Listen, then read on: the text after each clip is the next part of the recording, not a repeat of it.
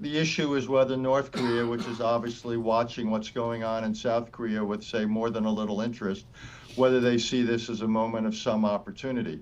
This is, North Korea remains the most militarized country in the world. You've got two large conventional armies arrayed against each other. You still have more than 20,000 American troops there.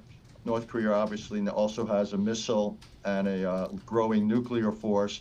So that's the danger here, that they would see this as some a moment of opportunity to exploit. And I would expect and hope that South Korean and U.S. forces would be at a higher level of alert, just Yeah. to try to deter any such thing. June of 2019, President Trump meets Kim Jong-Un.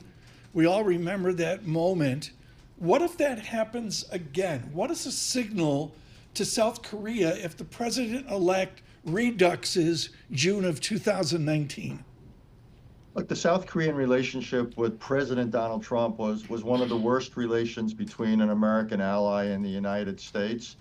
The president really pushed hard about why wasn't South Korea doing more to pay for U.S. troops there, concerns about the trade imbalance and so forth. So much, and by the way, and threatened to pull U.S. forces out of South Korea. So if he were to once again ratchet up the pressure, I think the most likely reaction would be that South Korea would think very seriously indeed about developing nuclear weapons of its own if it came to lose faith in the United States. And that's the sort of thing that, among other things, could cause a real crisis with China. So there's a lot of potential dynamics here.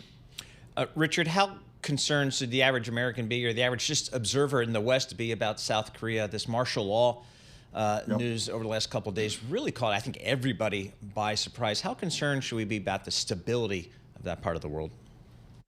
It did catch everybody by surprise, including everybody in South Korea. The good news is it went nowhere. You had the declaration of martial law. The National Assembly met almost immediately, repudiated, public opinion repudiated it.